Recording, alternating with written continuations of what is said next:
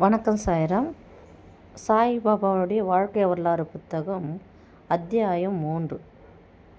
இதில் பாபா நமக்கு என்ன சொல்ல வர்றான்னு பார்ப்போம். காக்கும் கணபதி, கரங்கொடுக்கும் கணபதி, வீர கணபதி, வெற்றி கணபதி, ஞானொலி கணபதி, நமோ நமக. ஓம் சக்தி பராசக்தி அங்காள பரமேஸ்வரியே நமோ நமக. ஓம் சாய் நமோ நமக. ஸ்ரீ சாய் நமோ நமக. ஜெய் ஜெய் சாய் நமோ நமக. சத்குரு சாய் நமோ நமக. கந்தா கடம்பா குகனே தங்கவேல் முருகா, அரைபடை முருகா, ஞானவேல் முருகா, நமோ நமக. சாய்ராம் அதில் என்ன சொல்கிறாருன்னா, பாபா முக்கியமான விஷயத்த சொல்கிறார். அதாவது யார் ஒருத்தர் அவர்கிட்ட பூரண சரணாகதி ஆகுறாங்களோ, அவரை வணங்குறாங்களோ, நிரந்தரமாக அவரை நினைக்கிறவங்கள ஒரு நாளும் பிரச்சனையில் பாபா மாட்ட விட மாட்டாராம். எப்பொழுதுமே அவருடைய நாமத்தை உச்சரிக்கிறவங்க, அவருடைய வாழ்க்கை நிகழ்ச்சிகளை பற்றி படிக்கிறவங்க, அந்த நிகழ்ச்சிகளை சொல்லி தியானிக்கிறவங்க, இப்போது அவங்களாம் உலக விஷயத்தை விட சாயப்பா மேலே அதிக அன்பு வச்சுருப்பாங்க. அவங்கள என்ன சொல்கிறார் பாபானா, மரணத்தின் வாயிலிருந்து அடியவர்களை நான் வெளியே இழுத்து விடுவேன். மரணத்தின் வாயிலிருந்து, அதாவது சாவின் வாயிலிருந்து அவர்களை வெளியிலே இழுப்பேன்னு சொல்கிறார். பாருங்கள், எவ்வளோ ஒரு அருமையான வாக்குறுதியை சாயப்பா நமக்கு கொடுக்குறார். இப்போது ஒரு மனுஷன் ஒரு நோக்கத்துக்காக இந்த பூமியில் பிறக்கிறானா. ஒரு மனுஷன் கோவில் கட்டுறதுக்கு, இன்னொருத்தங்க கோவில் மடம் கட்டுறதுக்கு, இன்னொருத்தவங்க கோயில் படிக்கட்டு கட்டுறதுக்கு, இன்னொருத்தங்க தீர்த்த யாத்திரைக்கு போகிறதுக்கு, பகவானுடைய நாமத்தை சொல்கிறது, பகவானை பற்றி அடுத்தவங்களுக்கு எடுத்து சொல்கிறது, பகவான் புகழ பாடுறது, கோவிலுக்கு போகிறது, இந்த மாதிரி ஒவ்வொரு மனுஷன் ஒரு நோக்கத்துக்காக இந்த பூமியில் பிறக்கிறாங்க. பாபாவை சாதாரணமாக யாரும் அவ்வளோ சீக்கிரம் தெரிஞ்சுக்க முடியாது சாயிரம். அப்படி தெரிஞ்சுக்கிட்டாங்களாம் அவங்க இந்த மாதிரி வழிபாடெல்லாம் இருப்பாங்க. பூர்வ ஜென்ம பந்தன் சொல்கிறார். பாபா நமக்கு எப்படி இருப்பாராம், கலங்கர விளக்கமாக இருப்பார். இப்போது படகுக்காரங்க படகு ஓட்டிகிட்டு போகிறாங்க இல்லையா, அந்த படகு பாறையை அப்புறமா மோசமான பாறைகள் இருக்கும் அந்த படகு அந்த பாறையில் முட்டாத அளவுக்கு பத்திரமாக அந்த படகை ஓட்டி செல்வார். அதுக்கு சுக்கான் தேவைப்படும். படகு எப்படி கரெக்டாக இந்த வழியில் தான் போகுது அப்படின்றதுக்கு கலங்கரை விளக்கம் இருக்கும். அதுபோல் பாபா நம்ம இந்த உலக வாழ்க்கையில் நம்ம மாட்டிக்கிட்டு சிக்கி தவிக்கக்கூடாதுன்னுட்டு நமக்கு எப்படி இருக்கிறாராம், அவர் கலங்கரை விளக்கமாக இருப்பாராம்.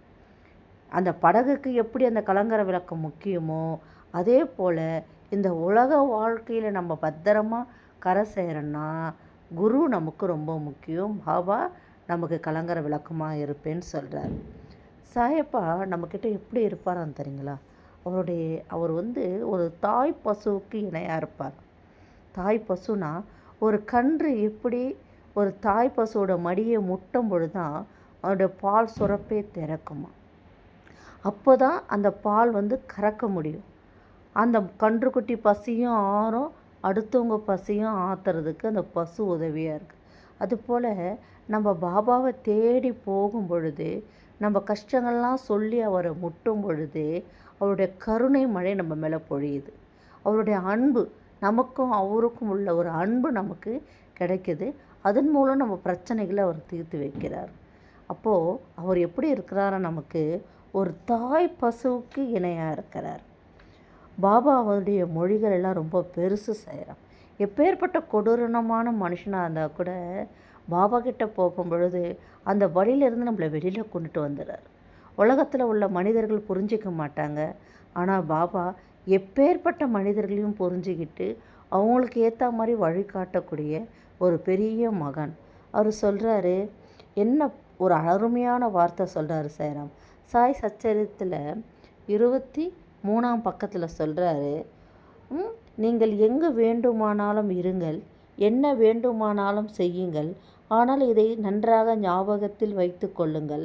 நீங்கள் செய்வது அனைத்தும் எனக்கு தெரியும். நானே அனைவருடைய அந்தரங்க ஆட்சியாளனாக இதயத்தில் அமர்ந்து இருக்கிறேன். இந்த உலகின் கண் அசையும் அசையா சர்வ ஜீவராசிகளையும் அரவணைக்கிறேன். இப்பிரபஞ்சம் என்னும் தோற்றத்தை நானே கட்டுப்படுத்துபவன், நானே ஆட்டுவிப்பவன். எல்லா வர்க்கங்களின் மூலமாதான் நானே, முக்குணங்களின் கூட்டுறவும் நானே. எல்லாமே அவருன்னு சொல்லிட்டார் சாய்ராம். நம்ம செய்கிறது அனைத்தும் பாபாவுக்கு தெரியும். படைப்பவன், காப்பவன், அழிப்பவன், என்பால் கவனத்தை திருப்பவனை எதுவும் துன்பம் விளைவிக்காது. பாருங்க, பாபா மேலே அன்பு வச்சு பாபாவை வழிபடுறவங்கள துன்பம் எதுவுமே நெருங்காதான். ஆனால் சாயப்பாவை மறந்தவங்கள இந்த உலகம் என்னும் மாயை வாட்டி வதைக்கும்னு சொல்கிறார். இந்த உலக மாயிலேருந்து விடுவிக்க நமக்கு யார் முக்கியம்னா சாயப்பா ரொம்ப முக்கியம். இதுதான் சாய்ராம் சொல்கிறாரு பாபா. இதில் நமக்கு இந்த கதை தான் சாய்ராம். பாருங்கள், இந்த சச்சரிதங்கிற புக்கு ரொம்ப அமிர்தம், பெரிய அமிர்தம் சாய்ராம். பாபா நம்ம கொடுத்த ஒரு பொக்கிஷம். இதில் உள்ள சில விஷயங்களை உங்களுக்கு எடுத்து நான் போடுறேன் சாய்ராம்.